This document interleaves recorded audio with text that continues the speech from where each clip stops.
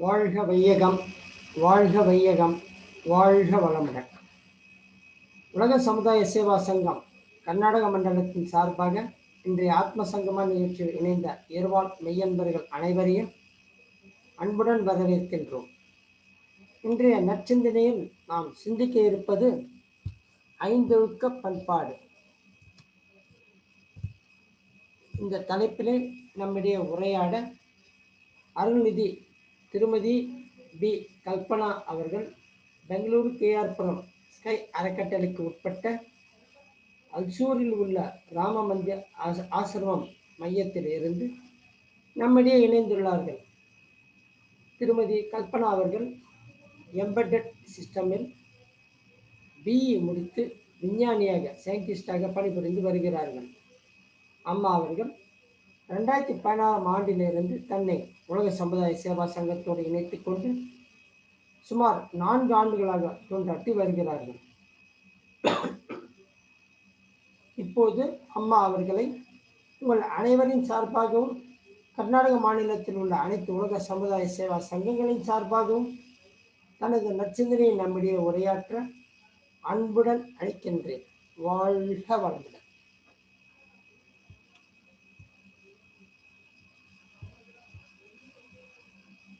கல்பனா, உங்க உரையை துவக்கலாங்கம்மா. வாழ்க வளமுடன் ஐயா. நன்றிங்க ஐயா. வாழ்க வையகம், வாழ்க வையகம், வாழ்க வளமுடன். சிந்தனையை உடல் நலத்தை சீரமைத்து உய்வித்த குருவே வாழ்க. எனது பெற்றோர்களையும் ஆசான் அருத்தந்தை வேதாத்ரி மகரிஷி அவர்களையும் சண்முகக்கனி ஐயாவையும் வணங்கி என் உரையை தொடங்குகின்றேன். இந்த குழுவில் இணைந்துள்ள அனைவருக்கும் என் இனிய புத்தாண்டு நல்வாழ்த்துக்கள். புத்தாண்டு இன்று பிறந்துள்ளது உலகிற்கு. உத்தமர்கள் அறிவிற்கு ஒத்தபடி எல்லோரும் சித்தம் மகிழ்வோடு சீர்திருத்தி வாழ்வில் வளம் அத்தனையும் பெற்று அமைதியோடு வாழ்கவே என்ற மகரிஷியின் புத்தாண்டு வாழ்த்துக்களோடு என் உரையை தொடங்க இருக்கிறேன். இன்று நான் எடுத்துக்கொண்டுள்ள தலைப்பானது ஐந்தொழுக்க பண்பாடு. முதலில் பண்பாடு என்றால் என்ன அப்படின்றத பார்க்கலாம். பண்பாடு என்பது ஒருவரோட வாழ்க்கையின் முறையை குறிக்கும் ஒரு குறியீடாகும். அதாவது ஒவ்வொரு மனித சமுதாயத்திற்கும் ஒரு பண்பாடு என்பது உண்டு. ஒரு சமுதாயத்தில் வாழ்கின்ற பெரும்பான்மையான மக்களின் ஒருமித்த நடத்தைகளையும் எண்ணங்களையும் அது வெளிப்படுத்தும். அதாவது நம் உணவு, உண்ணும் முறை, நமது ஆடை முதலிய நம் கலாச்சாரத்தின் வெளிப்பாடே பண்பாடாகும். பண்பாடு என்பது திருந்திய ஒழுக்கம், அதாவது அகக்கூறு, நம்மளோட உட்புற வாழ்க்கையின் நெறியை வெளிப்படுத்துவதே பண்பாடாகும். அடுத்ததாக மகரிஷி அருளியுள்ள ஐந்தொழுக்க பண்பாட்டின் மூலம் எங்கிருந்து ஆரம்பிச்சிருக்குன்றத நம்ம கொஞ்சம் சிந்திக்கலாம். அதாவது மனிதன் இப்ப மனிதனா பிறந்திருந்தாலும் நம்மளோட பரிணாம வளர்ச்சியின்படி நாம் பார்த்தோம்னால் நம்ம விலங்குகளிலிருந்து வந்திருக்கிறோம். நமக்கு விலங்கின பதிவுகளும் நம்முடனே வந்துள்ளது. இப்போ நம்ம விலங்கு என்று எடுத்துக்கொண்டோமையானால் அது எப்படி தனது உணவை எடுத்துக்கொள்ளும் என்று சிந்திக்கலாம். மற்ற விலங்குகளை வேட்டையாடிதான் அது சாப்பிடும். அப்படி சாப்பிடும் போது அங்க 4 குற்றங்கள் நடைபெறுவதாக மகரிஷி சொல்லியிருக்காங்க. அதாவது வதைத்தல், கொல்லுதல், உடலை எடுத்துக் கொள்ளுதல், வாழ்க்கை சுதந்திரத்தை பறித்தல். இந்த 4மே அந்த ஒரு விலங்கானது இன்னொரு விலங்கை வேட்டையாடி உண்ணும் போது இந்த 4மே நடக்கிறதா மகரிஷி சொல்லியிருக்காங்க. இந்த 4 வச்சுதான் மகரிஷியோட ஐந்தொழுக்க பண்பாட்டை அவர் நமக்கு வழங்கி இருக்கிறார்கள். ஆனா இப்போ நம்ம மனிதன் அறிவு வளர்ச்சியின் காரணமாக நமக்கு எப்படி விதை விதைக்கணும், நீரின் துணை கொண்டு, சூரியனின் துணை கொண்டு எப்படி நமது உணவை தயாரித்துக் கொள்வது என்ற அறிவு நமக்கு வந்துள்ளது. இதற்கு பின்பும் நாம் பல உயிர்களை கொன்று பசியாற்றுவதை நாம் மாற்றிக்கொள்ள வேண்டும். இதற்காக கொடுக்கப்பட்டது ஐந்தொழுக்க பண்பாடு. மகரிஷியோட கவியானது போதை, போர், புதியதொரு பண்பாடு உலகுக்கு வேண்டும். போதை, போர், பொய், புகை ஒழித்து அமல் செய்வோம். அதிக சுமை ஏதும் இல்லை. அவை யாதெனில் அவரவர் தம் அறிவின் ஆற்றலினால் உடல் உழைப்பால் வாழ்வதென்று மதிப்பிழந்து மற்றவர்கள் மனம் உடல் வருந்தா நெறியும் உணவுக்குயிர் கொள்ளாத நோன்பும் பொது விதியாய் பிற பொருளை வாழ்க்கை சுதந்திரத்தை போற்றி காத்தல் பிற துன்பம் போக்கும் அன்பும் வேண்டும். இதுவே மகரிஷி சொல்லியிருக்கின்ற 5 ஒழுக்க பண்பாடாகும். இதோட விளக்கத்தை வந்து ஒவ்வொன்றா நம்ம இப்ப வந்து பார்க்கலாம். முதல் பண்பாடுன்றது வந்து அவரவர் தம் அறிவின் ஆற்றலினால் உடல் உழைப்பால் வாழ்வதென்ற முடிவு. அதாவது மகரிஷி என்ன சொல்றாங்கன்னா, நம்மளோட தேவைகளை வந்து நாம் எப்படி பூர்த்தி கொள்ள வேண்டும் என்று பார்த்தோம்னால், நம்மளோட உடல் உழைப்பு இல்ல நம்மளது ஆற்றல் உடல் உழைப்பாலோ இல்லது நமது அறிவின் ஆற்றலினாலோ நாம் ஏதாவது ஒண்ண வந்து செஞ்சு அது மூலியமா கிடைக்கக்கூடியதை வச்சுதான் நம்மளோட தேவைகளை பூர்த்தி செய்து கொள்ள வேண்டும். அதாவது மகரிஷி வந்து சொல்லியிருக்காரு, இந்த இந்த உலகத்துல நடக்கிற அத்தனை துன்பத்திற்கும் மூல காரணமாக அமைவதுன்றது வந்து இந்த முதல் ஒழுக்க பண்பாட்டை நாம் பின்பற்ற தவறியதே என்று கூறுகிறார். எப்படி என்று சிந்தித்தோமேயானால், அதாவது இந்த இது நடக்காததுனால என்ன ஆகுதுன்னா, ஏழைக்கும் பணக்காரர்களுக்கும் உள்ள வித்தியாசம் இடைவெளி வந்து கூடிக்கிட்டே போயிட்டு இருக்குது. உதாரணமாக இப்போ நம்ம லஞ்சம் சொல்லி எடுத்துக்கிட்டோம்னா, அவங்க செய்யக்கூடிய ஒரு வேலைக்கு கொடுக்கப்பட்டு அவங்களுக்கு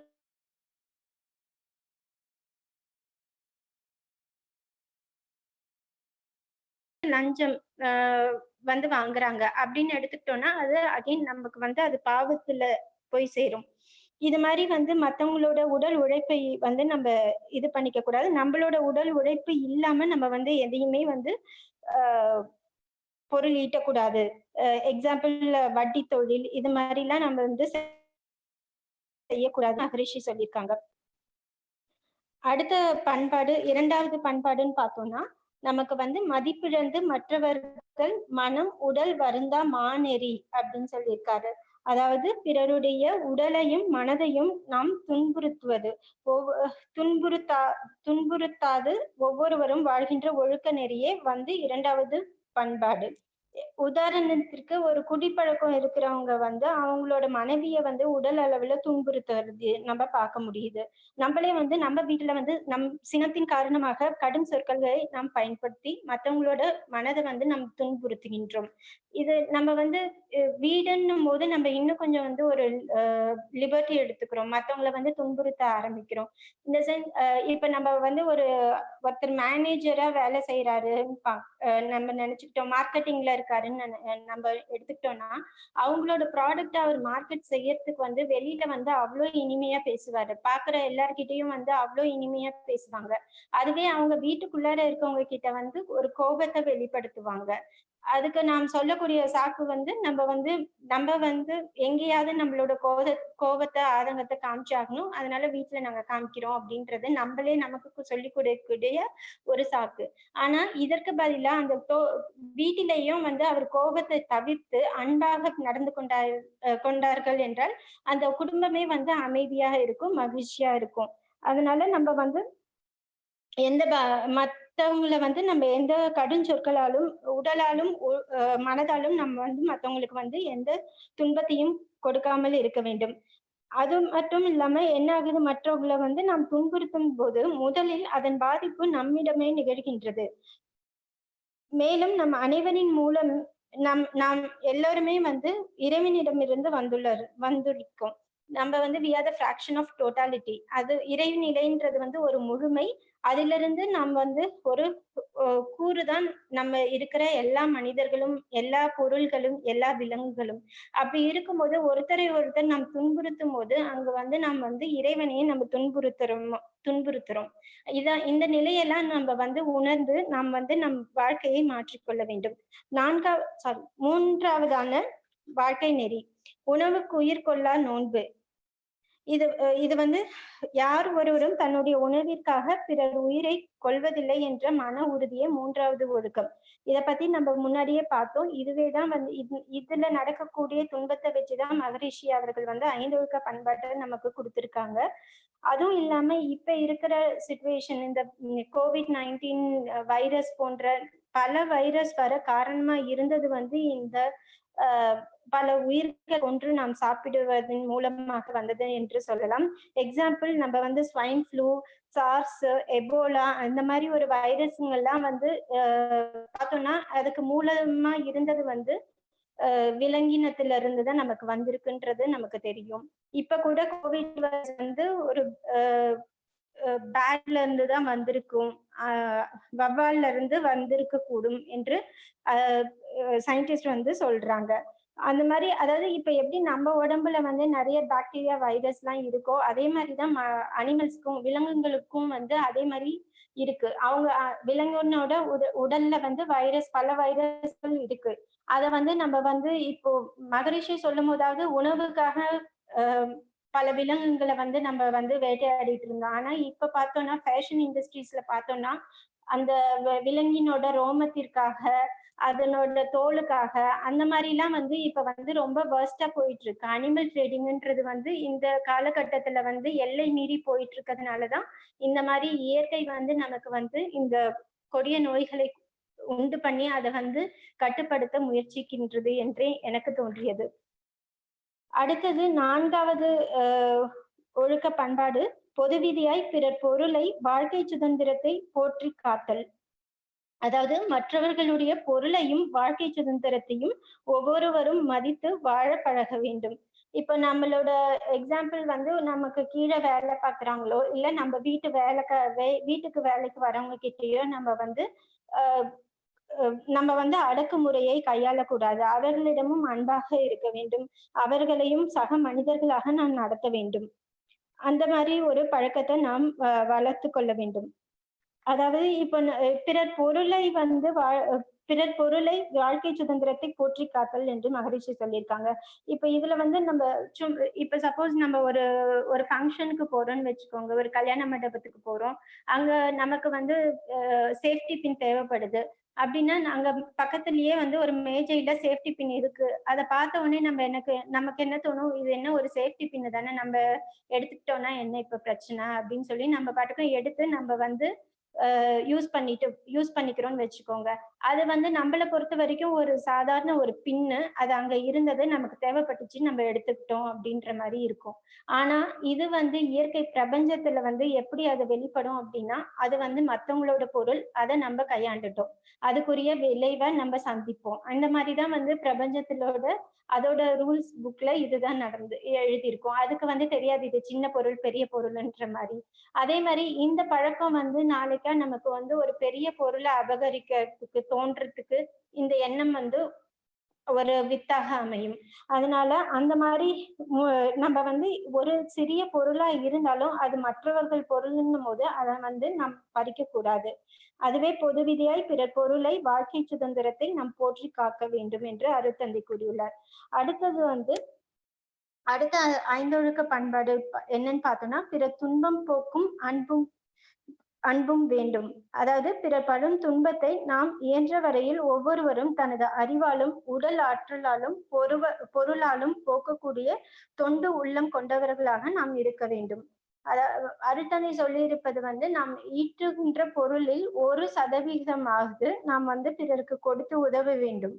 ஏன்னா, நம்ம வந்து ஒரு 3 கிலோ உடம்போட நம்ம பொறந்தோம். ஆனா, இப்ப நம்ம வந்து ஒரு 60 கிலோ, 70 கிலோ, 50 கிலோ ஒரு உருவமா நம்ம வளர்ந்திருக்கோம். இந்த வளர்ச்சிக்கு காரணமா நம்ம வந்து இந்த வளர்ச்சி அடைவதற்கு நாம் இந்த சமுதாயத்திலிருந்து பல பல விதங்களில் நாம் எடுத்திருக்கோம். சமுதாயத்திலிருந்து கிடைத்த உணவு, சமுதாயத்திலிருந்து கிடைத்த உடை, சமுதாயம் மூலமாக கிடைத்த உறைவிடம் என்று எல்லா வகையிலும் வந்து நம்ம வந்து இயற்கை வளங்கள் எல்லாத்தையுமே வந்து நம்ம அனுபவிச்சு தான் நம்ம வந்து இவ்ளோ நாள் இத்தனை காலம் நம்ம வாழ்ந்திருக்கோம். இவ்வளவும் தந்த சமுதாயத்திற்கு நாமும் நம்மால் இயன்றவற்றை நாம் கொடுக்க வேண்டும். அதாவது டியூட்டின்றது வந்து டியூ டு த சொசைட்டி. அதாவது நான் கடன் பட்டிருக்கேன். இந்த சமுதாயத்துக்கு என்னோட கடன நான் தீர்க்கிறேன். அதுவே வந்து நம்மளோட கடமை என்று அருட்தந்தை அவர்கள் கூறியுள்ளார்கள். அவரோட கவிய ஒண்ணு சொல்லணும்னு நான் ஆசைப்படுறேன். 5 பண்பாட்டை வாழ்வில் மூலமாக்க அறிஞர் குழு ஆங்காங்கே அமைத்து மக்கட்கெல்லாம் சிந்தனையை ஊட்டி வாழ்வு சிறக்க தொண்டு செய்வோம். சீர்திருத்தம் எப்போதும் மனித வாழ்வில் வேண்டும். எந்தெந்த காலத்தோ இடம் காலம் தேவை இவையொப்ப தோன்றியது எத்தனையோ செயல்கள். அந்த செயல் அக்கருத்து இன்று சிந்தனைக்கோ அனுபவத்திலோ துன்பம் அளிக்குமெனில் தவிர்ப்போம். அதாவது இந்த பண்பாடுன்றது வந்து நடைமுறை வந்து அந்தந்த காலகட்டத்துல என்னென்ன தேவை இருக்கோ, என்னென்ன கிடைச்சதோ, இப்ப நம்ம வந்து கற்கால மனிதன் எடுத்துக்கிட்டோம் அப்படின்னா, அவங்களுக்கு வந்து உணவு சமைக்க தெரியாது. அப்ப அவங்க வந்து பச்சையாவே விலங்க வந்து வேட்டையாடி சாப்பிட்டுருப்பாங்க. அந்த மாரி வளர்ந்திருப்பாங்க. ஆனா, அ நாகரீகம் வளர வளர நமக்கு வந்து எப்படி உணவு தயாரிச்சுக்கணும். அதே மாரி கற்கால மனிதனுக்கு ஆடை என்பது ஒன்று இல்லை. அவனுக்கு தெரியவே தெரியாது. ஆனா நம்ம இப்ப வந்து எப்படி நம்மள வந்து பாதுகாத்துக்கணும், நல்ல நல்ல உடைகள போட்டுக்கிறோம். அந்த மாரி நம்மளோட வாழ்க்கை பரிணாமத்துல வந்து பார்த்தோம்னா, நம்ம இப்ப வளர்ச்சி அடைஞ்சுக்கிட்டே வரும்போது, நமக்கு எது தேவை, எது தேவையில்ல, எது துன்பத்த தருது அப்படின்றத ஆராய்ச்சி செய்து, நம்ம அந்தந்த இத வந்து பழக்கத்த வந்து நம்ம மாத்திக்கணும் அப்படின்னு சொல்லி அருட்தந்தை சொல்றாங்க. இப்படி நம்ம மாத்திக்கிறதுனால நமக்கு என்ன கிடைக்க போகுது அப்படின்னு சொல்லி பார்த்தோம்னா, நமக்கு வந்து இறை உணர்வு கிடைக்கும். இறை பண்புகளான அன்பு, அமைதி, கருணை இது எல்லாமே வந்து நமக்கு கிடைக்கும். இது கிடைக்கிறதுக்கு பிராக்டிகல் அப்ரோச்சா மகரிஷி குடுத்திருக்கிறது என்ன அப்படின்னா, நம்மளோட 5 அளவு முறை. அதாவது நம்மளோட எண்ணம், உணவு, உழைப்பு, உடலுறவு, உறக்கம். இதுல எல்லாத்துலயும் வந்து நம்ம வந்து அளவு முறையோட நம்ம இருக்கணும். மிகுதியாவும் இருக்கக்கூடாது, கம்மியாகவும் இருக்கக்கூடாது. இப்ப இந்த மாரி இப்ப நீங்க இந்த 5 அளவு முறையில சொல்லியிருக்கிறதுலயே பார்த்தோம்னா, நமக்கு 5 ஒழுக்க பண்பாட்டுக்கும் இதுக்கும் ஒரு கனெக்ஷன் இருக்கு. அதாவது முதலில் சொல்லியிருக்கிறது உழைப்பு, உறக்கம். இது 2மே வந்து மிகுதியாகவும் இருக்கக்கூடாது, குறைவாகவும் இருக்கக்கூடாது. ஒரு அளவோடு இருக்கணும்னு மகரிஷி சொல்லியிருக்காங்க. இது பார்த்தோம்னா நம்மளோட முதல் ஒழுக்க 5 ஒழுக்க பண்பாட்டுல முதல் ஒழுக்கத்திற்கு இது வந்து எடுத்துக்காட்டா அமையும். அடுத்தது வந்து உடலுறவு. இதுக்கு வந்து நம்மளோட 2வது 5 ஒழுக்க பண்பாடு கனெக்ஷன் இருக்கு. அடுத்தது வந்து உணவு. உணவுன்னு பார்க்கும்போது 3வது 5 ஒழுக்க பண்பாடு. எண்ணம்ன்றது பார்க்கும்போது 4வதும் 5வதும் இருக்கின்ற 5 ஒழுக்க பண்பாடு. அதாவது நம்ம வந்து பிற சுதந்திரத்தை வந்து பாதிக்காத வாழணும். அதே பிறர் பொருளை அபகரிக்காம வாழணும். பிறர் படும் துன்பத்தை வந்து நம்ம போக்கக்கூடிய செயல்களை செய்ய வேண்டும். இந்த மாரி இதுக்கெல்லாம் வந்து நம்ம எண்ணம் வந்து தூய்மையா அடையணும். அந்த எண்ணம் தூய்மையா அடையறதுக்கு வழின்னு பார்த்தோம்னா, மகரிஷி குடுத்துள்ள உடற்பயிற்சி, தியானம், அ ஜீவகாந்த பெருக்க பயிற்சி இதெல்லாம் நம்ம முறையாக செய்ய செய்ய நம்மளோட சப்போஸ் ஆக்னி தவம் நம்ம பண்ண பண்ண நமக்கு என்ன ஆகுதுன்னா, இந்த உணவு மேல இருக்கிற இந்த ஐம்புலன்கள் மூலியமா நமக்கு கிடைக்கக்கூடிய இன்பத்திலிருந்து நாம் வந்து விடுபடுகிறோம். நம்ம வந்து எல்லைக்கு மீறி அளவுக்கு மீறி நம்ம வந்து போக மாட்டோம். அந்த மாரி சோ இந்த தியானம் மூலியமாக மகரிஷி அருளியுள்ள பயிற்சிகள் மூலமாகவே நாம் வந்து அளவு முறையை கையாள முடியும். அதன் மூலமாகவே நாம் வந்து நம்ம மனதிற்கு வந்து அமைதி கிடைக்கும். இது வந்து நம்ம எல்லாரும் செய்ய செய்ய உலகமே வந்து நம்ம மகரிஷியின் கனவான உலக அமைதி கிடைக்கும். அதே மாரி மகரிஷி இப்ப கடைசியா புத்தாண்டு வாழ்க்கையிலயும் சொல்லியிருக்காரு. இதுலயும் சொல்லியிருக்காரு. சீர்திருத்தம் என்பது வந்து எப்பொழுதுமே மனித வாழ்க்கையில் வேண்டும் என்று சொல்லியிருக்கிறார்கள். அதனால இந்த ஒரு சிந்தனை இந்த 5 ஒழுக்க பண்பாட்டிலிருந்து நாம் யோசித்து நமக்கு எது நல்லது, எது விடலாம் அப்படின்ற மாரி நம்ம சிந்திச்சு, நம் வாழ்க்கையை வந்து ஒவ்வொரு ஆண்டும் நம்ம வந்து தற்சோதித்துக் கொண்டு, நம்மளே சீர்திருத்தி நம் வாழ்வை மேம்பட வேண்டும்.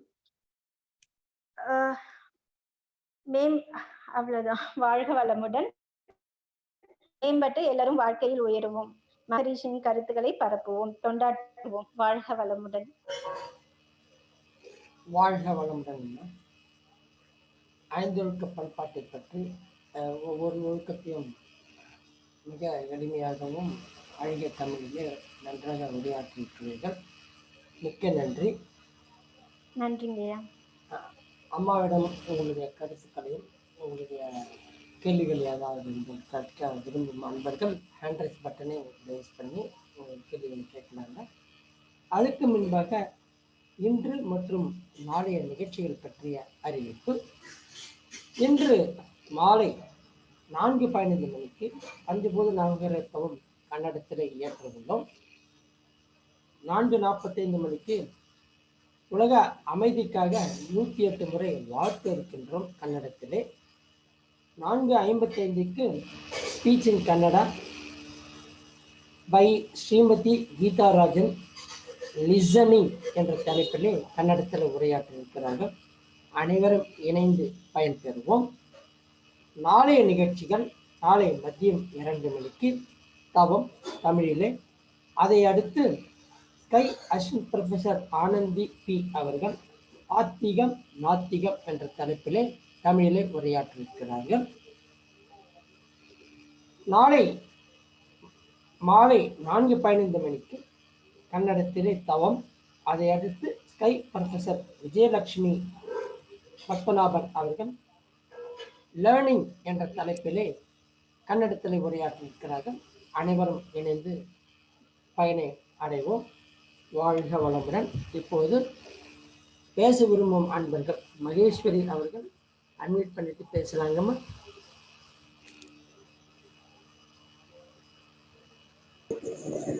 வாழ்க வளமுடன். கல்பனா, வாழ்க வளமுடன் மேடம். நல்லா இருந்ததுமா ஸ்பீச். நன்றி. ஸ்பீச் நல்லா இருந்தது. ஓரளவுக்கு ப்ரிப்பேர் பண்ணியிருந்திருக்கீங்க. நன்றி நன்றி நன்றி. அப்புறம் என்ன, நல்லா இருக்கீங்களாம்மா?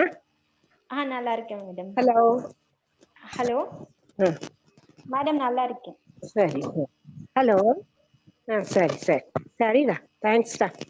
வச்சிருங்க. மேடம், வாழ்க வளமுடன். வாழ்க வளமுடன்.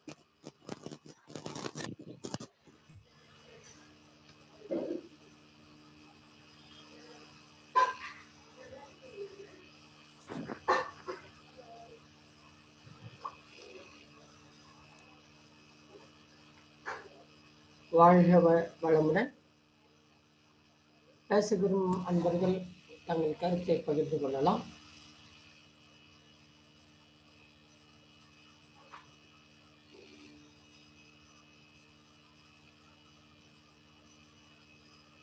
வாழ்க வளமுடன். அம்மா கல்பனா அம்மா, முடிச்சுக்கலாங்களா? வாழ்க வளமுடன் ஐயா. நிறைவு செய்து கொள்ளலாம். வாழ்க வையகம், வாழ்க வையகம், வாழ்க வளமுடன். அனைவரும் துறைநிலைக்கு வரவும். இன்று நம்மோடு இணைந்து நல்ல சிந்தனை அளித்த அருள்நிதி திருமதி பி கல்பனா அவர்கள் வாழ்க வளமுடன். அவர்களின் உடல் நலம் வாழ்க வளமுடன். அவர்களின் தொண்டு வாழ்க வளமுடன். அவர்கள் அன்பு குடும்பம் வாழ்க வளமுடன். ஆத்ம சங்கமா இணைப்பில் இணைந்த அனைவரும் வாழ்க வளமுடன். கர்நாடக மாநிலத்தில் உள்ள அனைத்து ஸ்கை அறக்கட்டளைகள் வாழ்க வளமுடன். அதில் தொண்டாற்றும் அனைத்து அன்பர்களும் வாழ்க வளமுடன். இந்த வாய்ப்பை நமக்கு அளித்த கர்நாடக மாநில உலக சமுதாய சேவா சங்கத்தின் தலைவர் அருள்நிதி திரு டாக்டர் கணபதி ஐயா அவர்கள் வாழ்க வளமுடன்.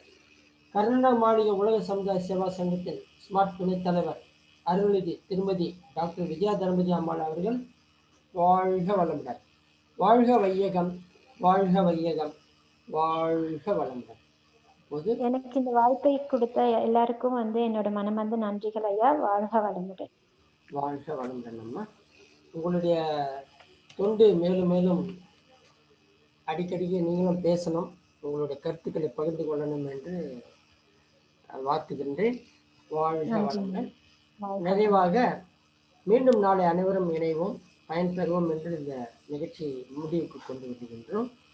நிறைவாக உலக நல வாழ்த்து.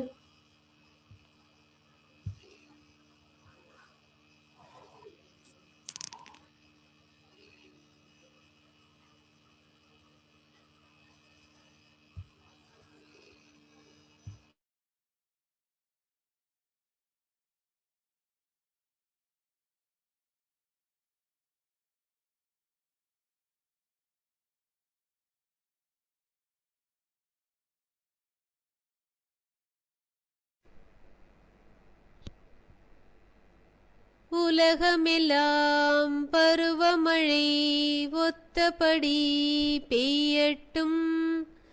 உழவரெல்லாம் தானியத்தை உவப்புடனே பெருக்கட்டும்.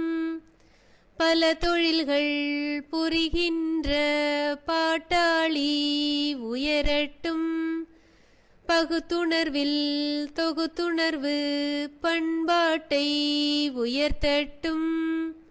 கலகங்கள் போட்டி பகை கடந்தாட்சி நடக்கட்டும்.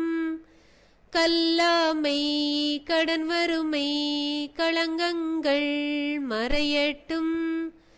நலவாழ்வை அளிக்கும் ஞான ஒளி வீசட்டும். நம் கடமை அறவாழ்வின் நாட்டத்தே சிறக்கட்டும். நம் கடமை அறவாழ்வின் நாட்டத்தே சிறக்கட்டும். நம் கடமை அறவாழ்வின் நாட்டத்தே சிறக்கட்டும். வாழ்க வையகம், வாழ்க வையகம், வாழ்க வளமுடன்.